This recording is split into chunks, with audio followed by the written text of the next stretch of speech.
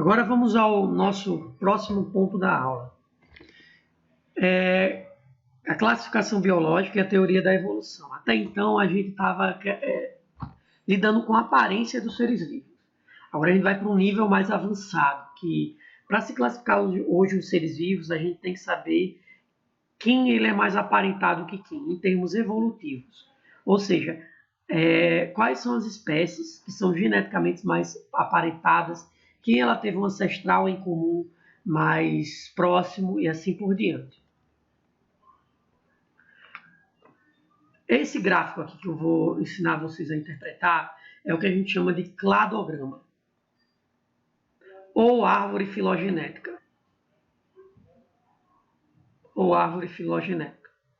O cladograma ou árvore filogenética serve para agrupar e mostrar a história de vida de alguns grupos de seres vivos. Hoje em dia a gente organiza as espécies, a história de vida das espécies, nesse gráfico chamado de cladograma ou árvore filogenética.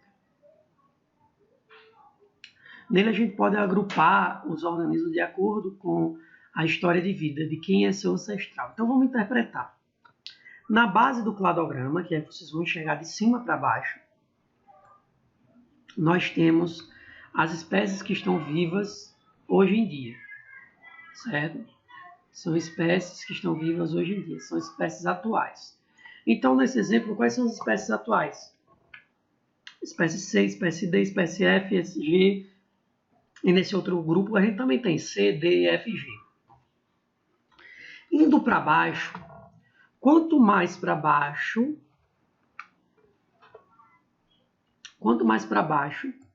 certo? Mais antigo é o grupo. Então, cada regiãozinha dessa, que é o encontro entre dois ramos dessa árvore, dois ramos, cada regiãozinha dessa eu vou chamar de nó, certo? Nó. Vai ser um nó da árvore filogenética, do cladograma.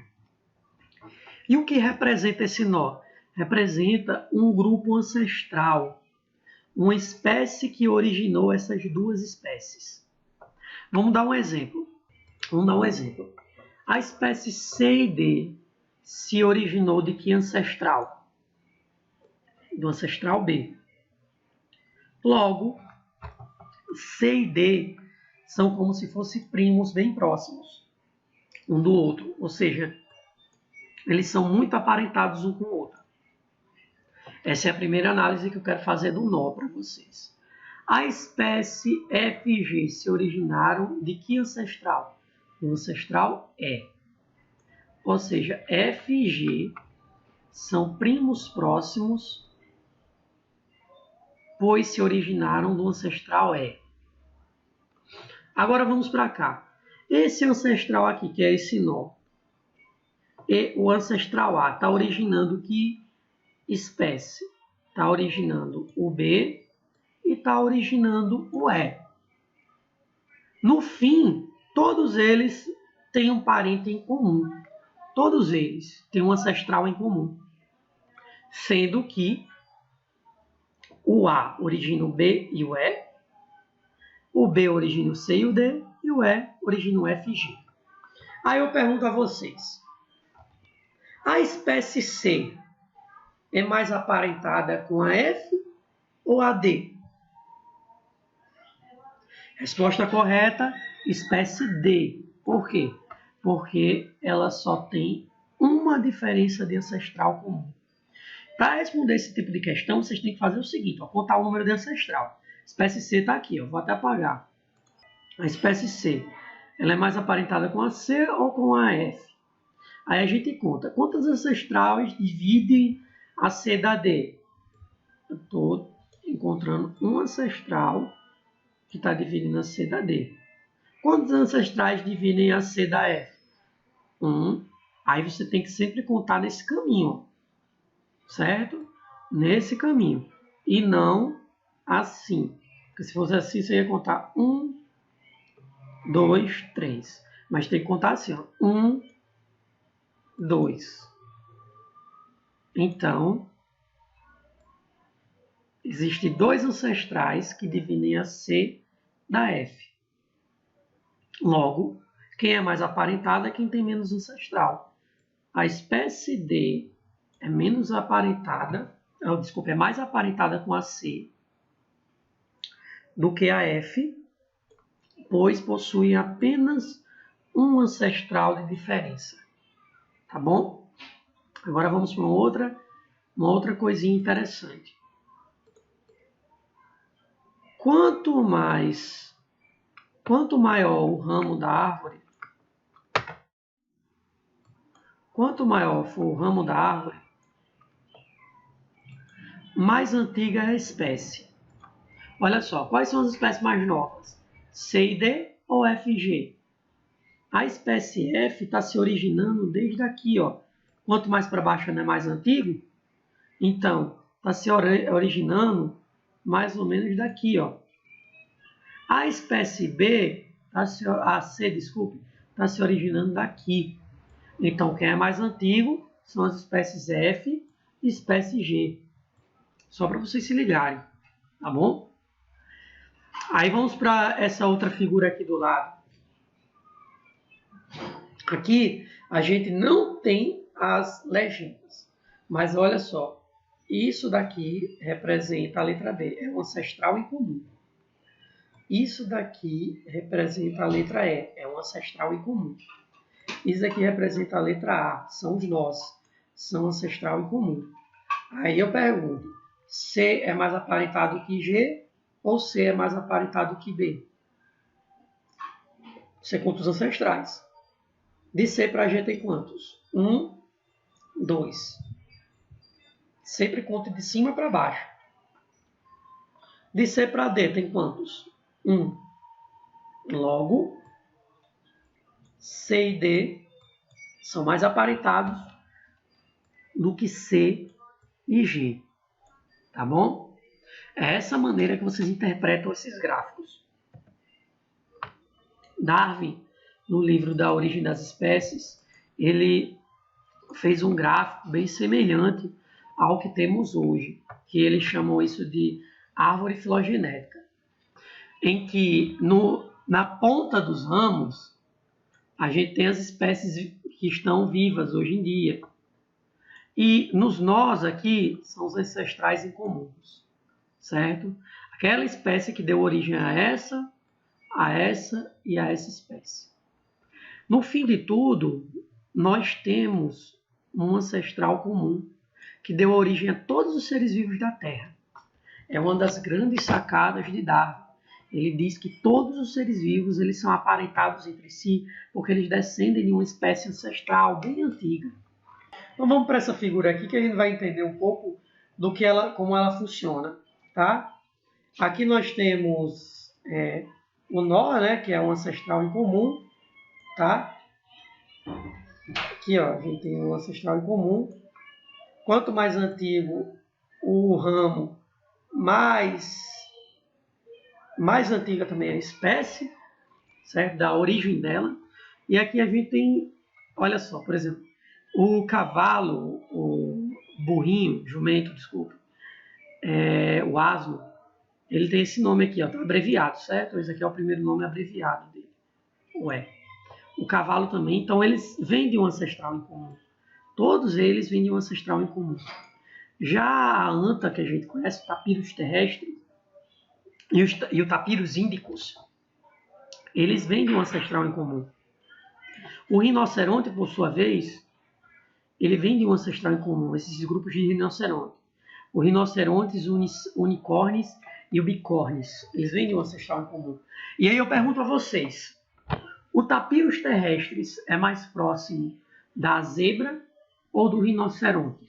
Qual o macete para responder? Conte os ancestrais em comuns de cima para baixo. Vamos lá. Aqui tem um ancestral. Aí, aqui vai 2 ancestrais. Aqui vai 2 ancestrais. Aí você tem que seguir a régua, né? Segue a régua. 3 ancestrais. Segue a régua. 4 ancestrais. Segue a reta, na verdade. Opa! Subiu aqui, ó. 5 ancestrais. 5 ancestrais da anta para a zebra. Agora vamos para a anta para o rinoceronte. Um ancestral. Aí a gente vem aqui. Ó. Temos 2 ancestrais. Segue. Temos 3 ancestrais. Qual é o número menor? Esse 3 ou esse 5 aqui? É o 3. Então, a anta é mais aparentada com o rinoceronte, evolutivamente falando, do que com a zebra. Mas note que todos eles derivam de uma microancestral. Então, isso significa que todas as espécies aqui, no fundo, derivam de um tipo de ser vivo ancestral. Antigamente, por exemplo, se pensava que o urso polar, o panda, ele era um parente muito próximo desse urso vermelho, esse urso ruivo, aqui embaixo, esse urso ruivo. Só que análises de DNA mostraram que esse ursinho não é nem considerado um urso. Ele é um tipo de guaxinim. E aí construíram a árvore filogenética deles. Olha aqui o panda aqui em cima. O panda está mais aparentado com quem? E olha o panda vermelho aqui, ó. O ursinho vermelho, que daqui da foto. Antigamente pensou que eles dois eram primos, bem próximos. Mas olha como é que ficou a classificação deles depois dessa grande descoberta. O panda é mais próximo dos ursos que a gente tem aqui na natureza, derivando 1, 2, 3 ancestrais, do que do panda vermelho. Certo? Do que do pandinha vermelho. Ele é muito mais próximo. Pode ver que eles estão em grupos. Pode ver que eles estão aqui em grupos separados. Opa! Estão em grupos separados. E o panda vermelho, ele é mais próximo desse animalzinho aqui chamado raccoon, certo? Do que desse outro panda. Que separa esse panda vermelho aqui, ó, do raccoon, só um ancestral do panda vermelho, que é separado por 2. Tá? Então, para vocês terem uma ideia. E quais são as provas que a gente tem que os organismos, eles, no fundo, tiveram um ancestral em comum? No fundo, eles tiveram um parente em comum. Uma espécie que originou todas elas. Lembre-se, ancestral em comum significa isso. É uma espécie que deu origem a todos os outros grupos daqui da Terra. A gente tem algumas provas. Por exemplo, a primeira prova é a semelhança do desenvolvimento embrionário, ou seja, a ontogenia. Se você resetar sua vida no útero da sua mãe, você vai ver que isso são vários zigotos. E resetar a vida do útero da mãe de vários seres vivos, vocês vão encontrar vários zigotos. E aqui não dá para reconhecer quem é ser humano, quem é quem, mas já dá para ver algumas semelhanças entre grupos, ó. Esses têm esse tipo de zigoto, esses têm esse com a bolinha com o núcleo para baixo, esse com o núcleo para cima. Já dá para ver algumas semelhanças. Quando a gente vai vendo o desenvolvimento na barriga da mãe, a gente já encontra diferenças, estruturas bastante diferentes, certo? Passando o tempo, aí eu pergunto a você, nessa linha aqui, qual é que parece mais ser humano? Provavelmente você vai apontar para esse daqui. Então isso está mostrando o nível de parentesco, que todo mundo ó, tem a mesma coluna vertebral no início, todo mundo tem cauda no início. Isso significa que existiu uma espécie no passado que nós herdamos essa estrutura. Todo mundo tem cauda no início, ó, a caudinha aqui, ó, isso aqui, ó, certo? Aí passando adiante,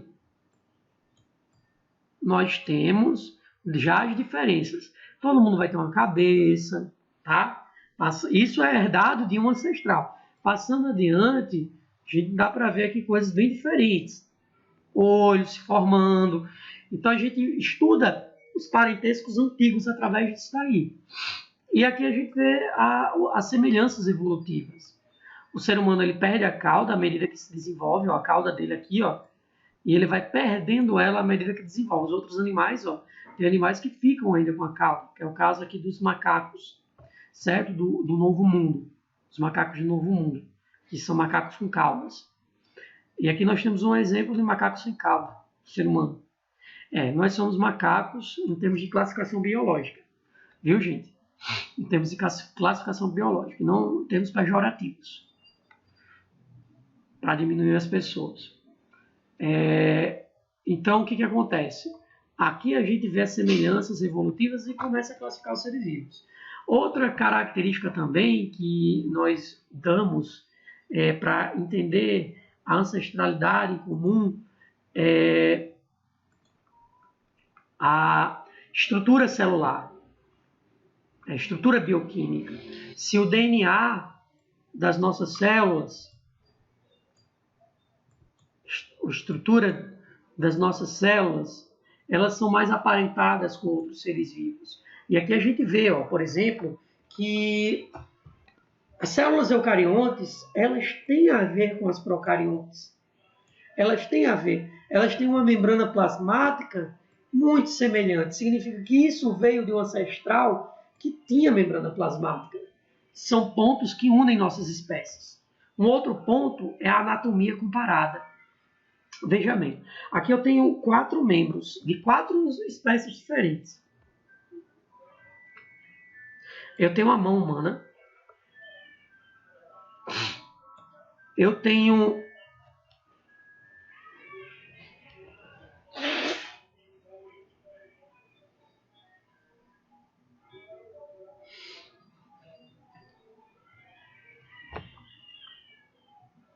a pata do cavalo.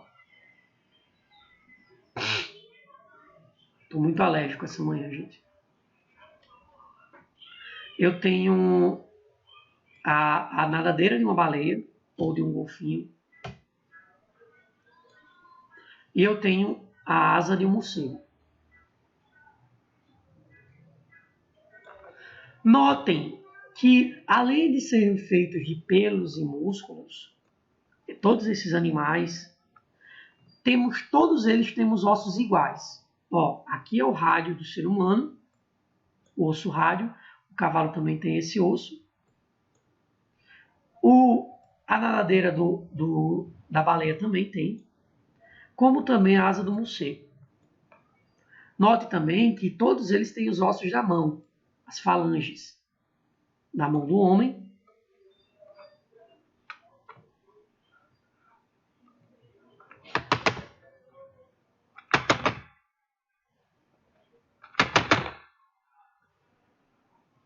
As falanges aqui da baleia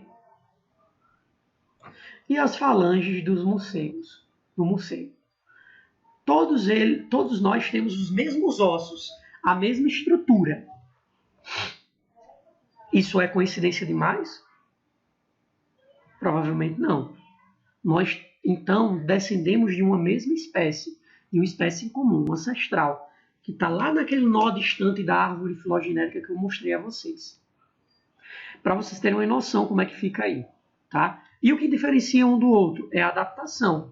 Por exemplo, esses ossos do cavalo, por mais que sejam os mesmos do nosso, é adaptado para cavalgar, para correr. A nadadeira da baleia ou do golfinho que está aqui, ela é feita para nadar, o modo de remo.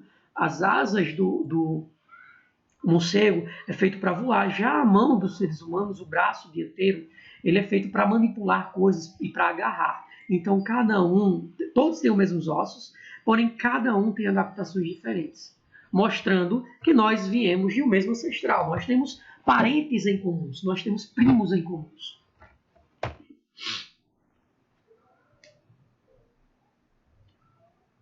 Partindo da anatomia comparada, a gente tem dois termos aqui básicos.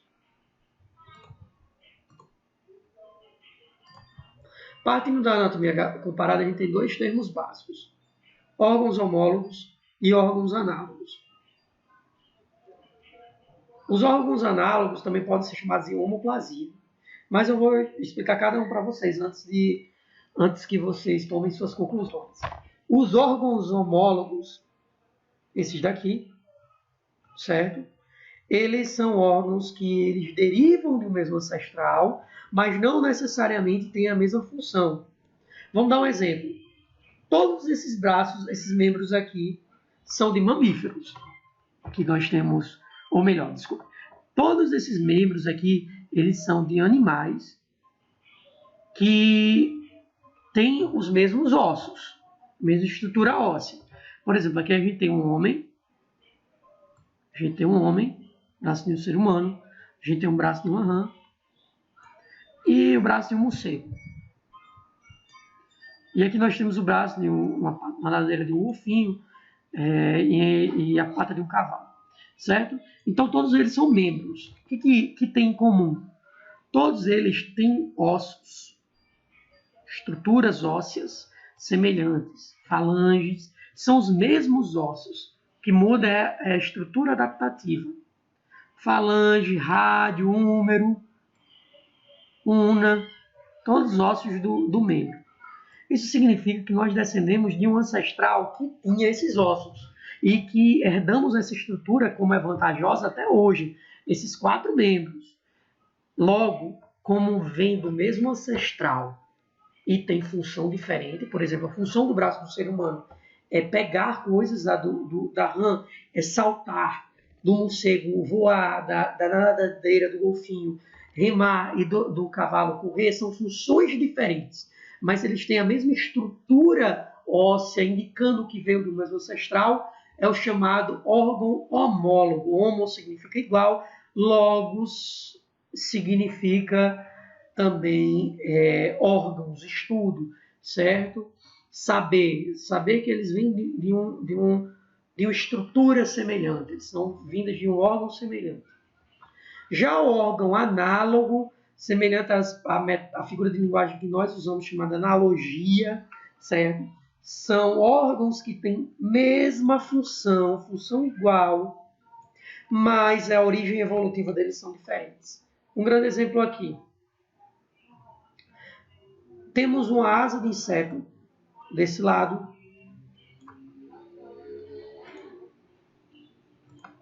Temos a asa de inseto desse lado.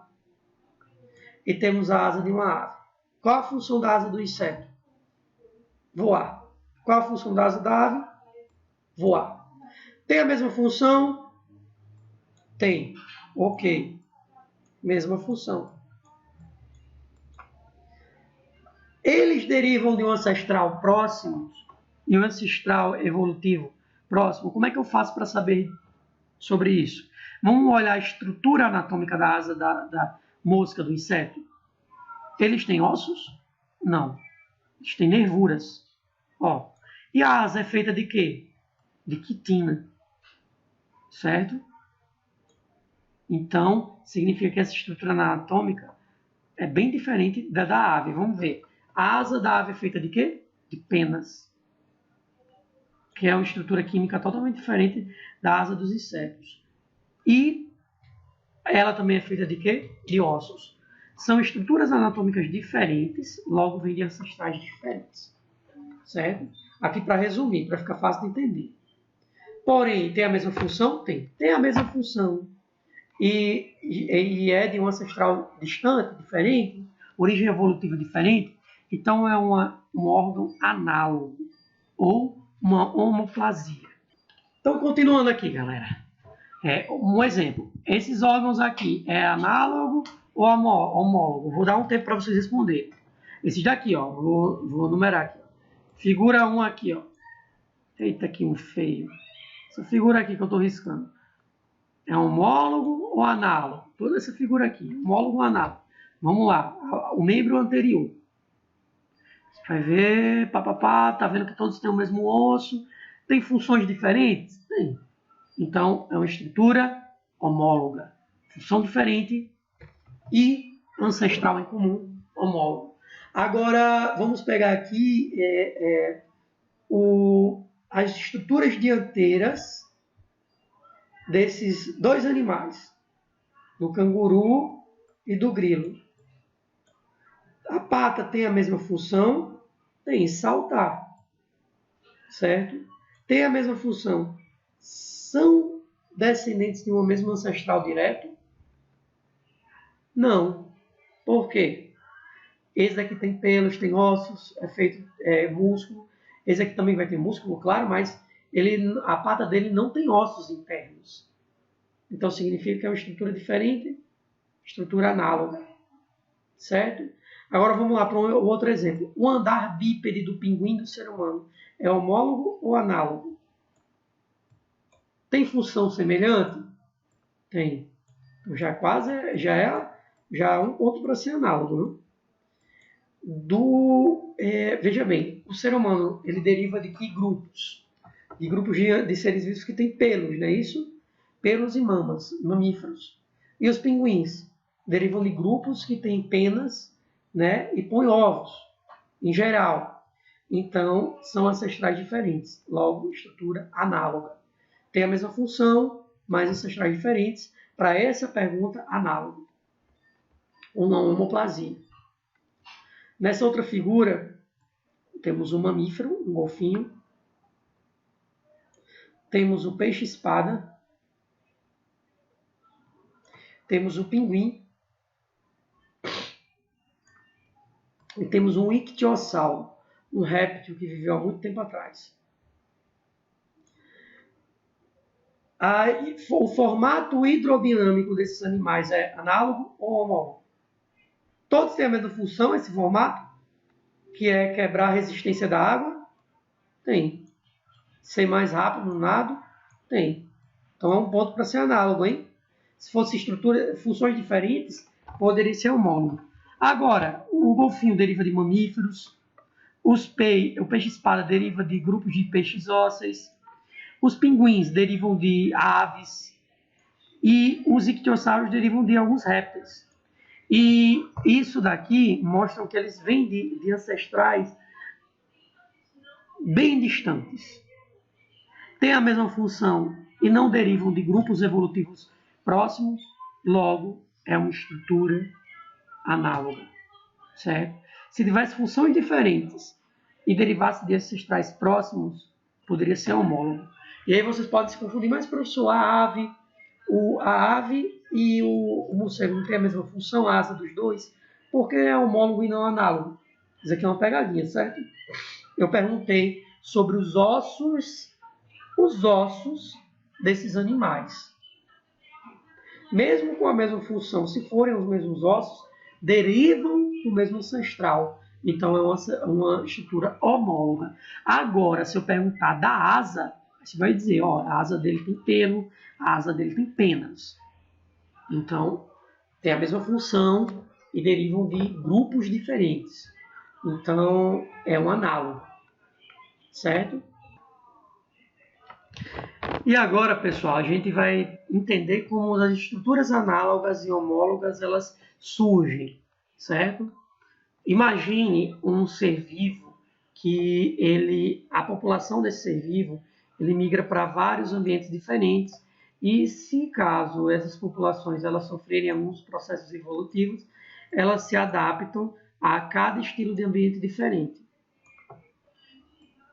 Logo, como elas estão se adaptando a estruturas de ambientes diferentes, provavelmente elas vão originar funções diferentes. Por exemplo, a mão desse macaco aqui tem função de agarrar, a do lobo tem de correr, andar, né? E eles vão originar estruturas diferentes. Como eles vêm de um mesmo ancestral e geram estruturas diferentes, os órgãos deles são homólogos. Contudo, esse fenômeno que origina espécies diferentes, porém os órgãos ele tem o mesmo ancestral em comum, quando uma espécie origina várias diferentes e elas se adaptam a ambientes totalmente diferentes, eu chamo isso de irradiação adaptativa. A espécie se irradia originando em várias diferentes.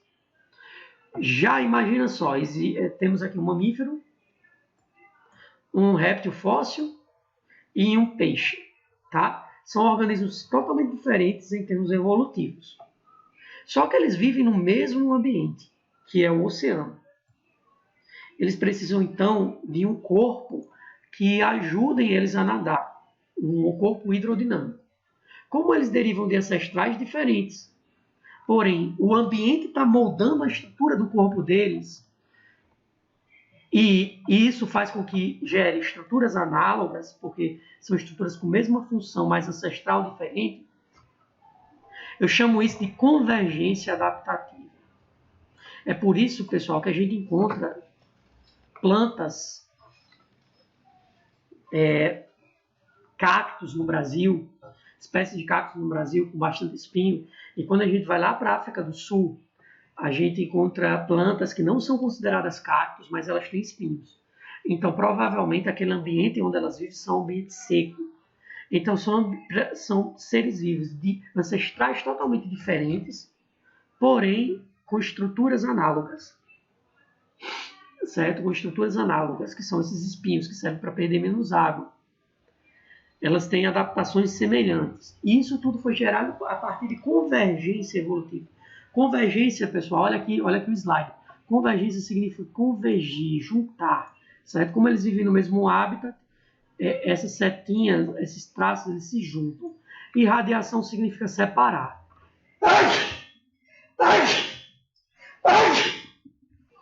Agora nós vamos partir para um próximo estudo chamado apomorfias e sinapomorfias, que são características que os seres vivos eles adquirem ao longo do tempo.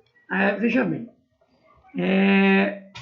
apomorfias são também chamadas de características derivadas, são estruturas novas que aparecem ao longo da evolução, e essas estruturas novas, elas só um grupo de ser vivo vai ter ela. Vou dar um exemplo aqui para você. Vamos pegar esse cladograma e vamos imaginar o seguinte. Vou colocar aqui, ó, sangue. Presença de sangue. Sangue, quem vier para cima vai ter sangue, certo? Quem vier daqui para cima vai ter sangue. Então, quem é que tem sangue? A tem sangue, B tem sangue, C tem sangue, D tem sangue. Aí imagina que apareceu uma nova estrutura aqui, chamada ossos. Ossos. Os ossos aparecem. Quem vier daqui para cima tem ossos. Quem é que tem ossos? B tem ossos, C tem ossos, D tem ossos e E tem ossos. Aí aqui vai aparecer vértebras.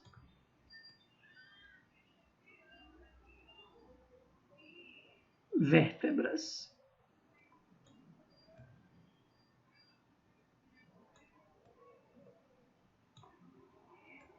Quem é que tem vértebras? Que é o osso da coluna.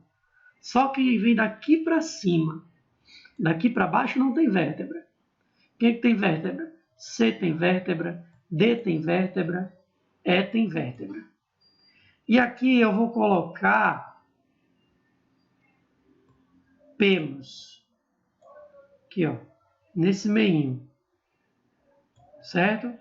Vou colocar pelos.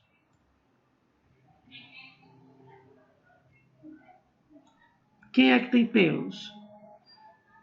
D tem pelos. Quem vem para cima tem, né? E tem pelos. Quem é que não tem pelos? C, B e A. Quem vem para baixo não tem pelos. Certo? Quem vem para baixo não tem. Não tem. E quem vem para cima tem. Ok? Tem. Essa é a regra. E aqui eu vou colocar dedos. Dedos. Só um exemplo. Quem é que tem dedos? Só o E tem dedos. Quem vem para cima tem. Quem vem para baixo não tem. O D não tem dedos. Ele pode ter ossos, vértebras e pelos, mas eles não têm dedos. mas o E tem. Tá? E aí o que acontece? Uma característica nova que apareceu agora é chamada de apomorfia ou característica derivada. Os dedos, por exemplo, é uma característica apomórfica do grupo E. E aqui eu poderia colocar, por exemplo, cascos. Cascos aqui para D. Então, os cascos, quem vem para cima tem, quem vem para baixo não tem, né? Então, os cascos em D é uma característica apomórfica, certo? Ou uma característica derivada. É uma característica que só esse grupo tem. Agora, vamos para um outro exemplo. Qual é uma característica? Eu vou apagar aqui essa pergunta. Qual é a característica, no exemplo que eu coloquei aqui, que só D e E tem? Que só D e E tem? Pelos, não é isso? Só D e E tem pelos. Quem vem para cima tem, quem vem para baixo não tem. Logo, os pelos de D e E é uma característica sinapomórfica. Sinapomorfia ou sinapomórfica, certo? Significa sim, junto. Apomorfia é característica nova. Uma característica nova compartilhada por vários grupos. Por exemplo, os pelos é uma característica nova, se a gente comparar com sangue, com ossos, que é compartilhada por D e por E. Então, ela pode ser considerada uma sinapomorfia, uma característica compartilhada, uma característica nova compartilhada por vários grupos. E agora a gente vai para a plesiomorfia, ou característica primitiva. São características antigas compartilhadas por vários grupos. Vamos dar um exemplo. Não se liguem no que está escrito agora, não. Daqui a pouco eu vou explicar o gráfico. Qual é a característica compartilhada por todo mundo, a mais antiga? É a característica chamada sangue. Todo mundo tem. Então, a característica sangue é uma característica plesiomórfica. Uma característica que é compartilhada por todo mundo e é uma característica antiga. Certo? Então, tá aí os conceitos de plesiomorfia, apomorfia e sinapomorfia. São conceitos de características. Vou dar um exemplo. No ser humano, qual a característica que só a nossa espécie tem? Uma característica. Vamos pensar aí. O maior cérebro do mundo. Uma característica que só os seres humanos têm. Não o maior cérebro do mundo. Uma característica que só os seres humanos têm. Uma proteína aí no sangue, X. Pronto, isso é uma apomorfia. Agora, uma característica que nós e outros grupos temos. Pelos. Nós, o cachorro da nossa casa tem, o gato. Então, é uma característica muito antiga. É uma plesiomorfia. Aqui, esse gráfico está mostrando tudo aquilo que eu já expliquei sobre cladograma. Quanto mais para cima, mais recente. Quanto mais para baixo, mais antigo. Se eu perguntar a vocês qual a espécie mais antiga daqui, A, B, C ou D, aí você vê pelo tamanho do ramo. Quanto maior esse ramo, essa setinha aqui, ó, mais antigo. A espécie A é mais antiga. O tamanho do ramo vai indicar isso. Cada encontro desse é um ancestral em comum, que eu já expliquei para vocês. Características primitivas do grupo vai estar ligando todos os grupos, certo? Por exemplo, sangue, que eu dei um exemplo, liga todo mundo, então é uma característica primitiva. E características novas são aquelas que apenas um grupo tem, tá bom? Vou dar um exemplo para vocês aqui em imagem de animais.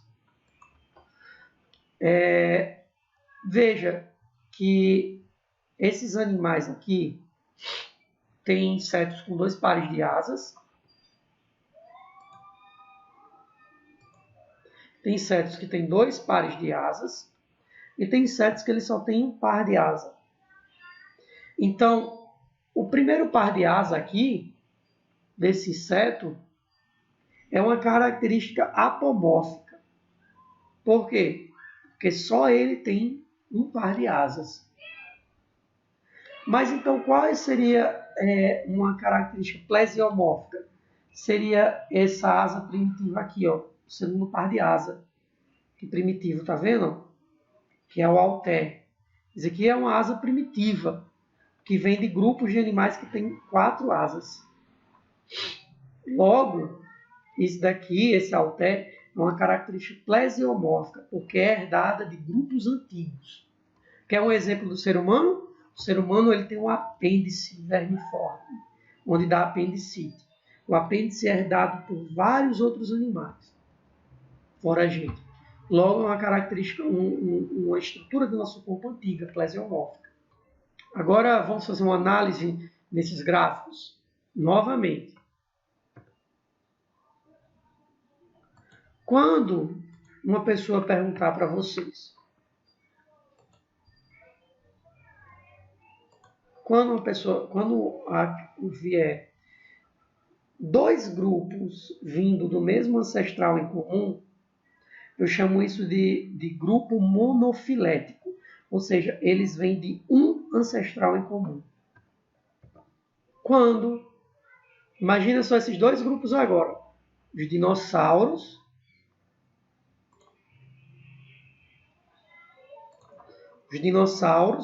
e os crocodilianos.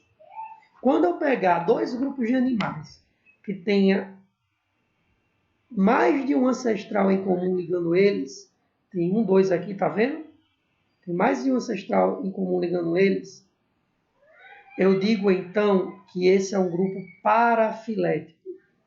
Para significa alternativo, certo? Filético significa árvore. Essa árvore aqui, ó, filogenia. Quando temos agora 2 grupos de seres vivos em que derivam de ancestrais totalmente diferentes, que é o caso desse grupo aqui e do grupo dos mamíferos, eu digo então que é um grupo polifilético, certo? Vamos ver um exemplo aqui, ó, nessa outra árvore. Qual seria um grupo monofilético? Deriva do mesmo ancestral, chimpanzé e espécie humana. Se eu agora excluir a espécie humana daqui, se eu tirar a espécie humana daqui, certo? Se eu tirar a espécie humana daqui e perguntar, esse grupo aqui, ó, ele é o quê? Orangotango, gorila e chimpanzé. Eles são o quê? Parafiléticos. Porque eles derivam de mais de um ancestral. 1, 2, 3. 3 ancestrais. E agora se eu perguntar aqui, ó, vou apagar agora. E agora eu vou perguntar o seguinte. Que grupo pertence o camundongo e o macaco velho, do Velho Mundo, ao grupo dos seres humanos? Eles são o quê? Mono, para ou polifilético. Quando tem muitos ancestrais dividindo eles, são grupos totalmente diferentes, a gente diz que é polifilético. Tá bom? Espero que esses últimos conceitos tenham ficado claros. E agora a gente vai para o último ponto da nossa aula. Na natureza, existem 5 reinos básicos até hoje. No reino Monera, a gente encontra as bactérias. O último ponto da nossa aula é entender quais são os seres vivos e quais são os reinos básicos que existem. Lembra lá no início da nossa aula que a gente está falando de reino, filo, classe, ordem, família, gênero e espécie? Então, os seres vivos da Terra se encontram em 5 reinos básicos. E um grande domínio, o domínio das bactérias, o domínio das arqueobactérias, que são bactérias diferentes dessas, são consideradas nem bactérias, e o domínio eucária, de células eucariontes. E os reinos? Os reinos, eles são divididos em Monera, que são das bactérias e arqueobactérias. O reino Animalia, que são os animais. O reino Fungi, que são os fungos. O reino Plantae, que são o reino das plantas. E o reino Protoctista, que são o reino dos protozoários, das algas, entre outros seres vivos. No reino Monera, quais são as características que a gente tem? Só para finalizar a nossa aula.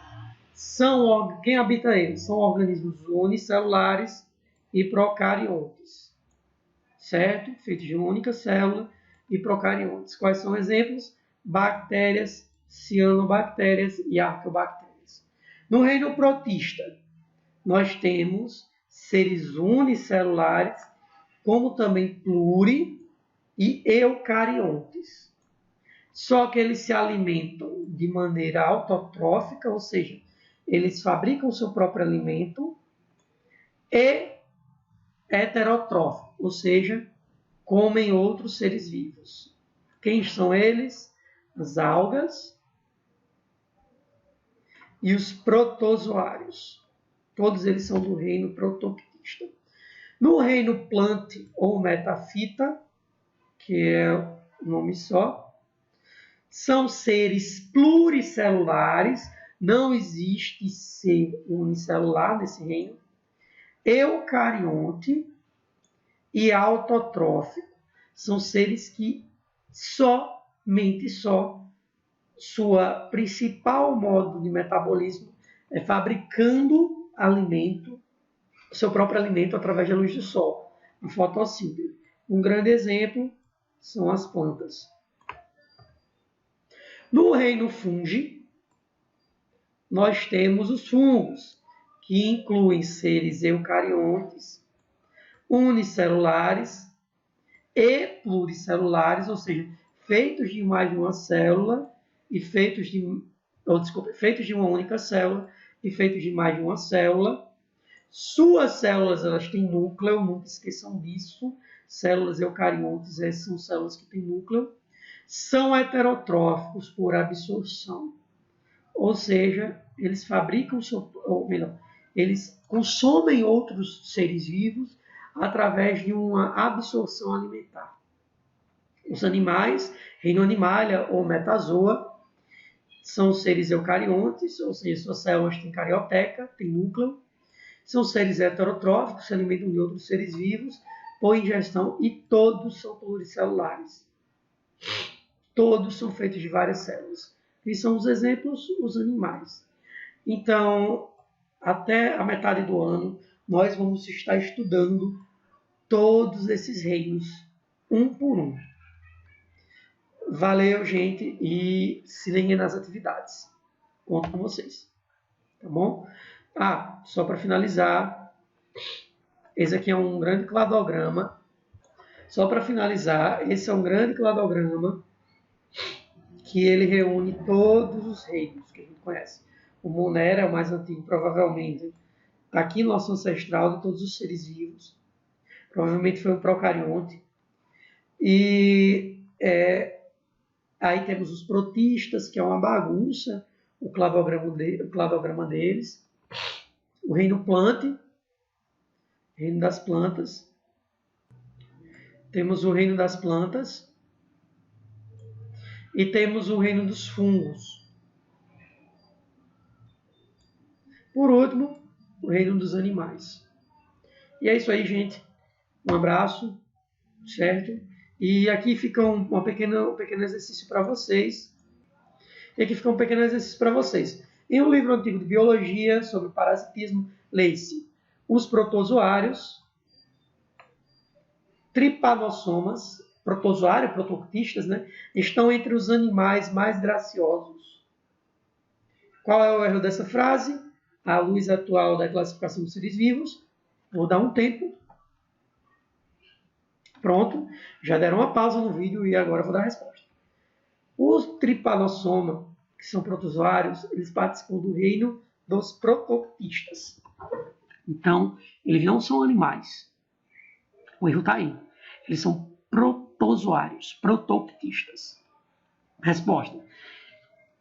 Qual é o erro dessa frase? O erro dessa frase é que esses animais, ou melhor, esses seres vivos não são considerados mais animais porque não obedecem a ordem. Resposta. Esses tripanossomas, eles não são considerados animais, pois não são pluricelulares. E, para ser animal, tem que ser pluricelular, obrigatoriamente. Por enquanto, eles se encontram no reino dos protoctistas, onde abriga seres unicelulares e pluricelulares, e heterotróficos e autotróficos. Resposta aí para vocês, tá bom? Um abraço e nos encontramos no futuro.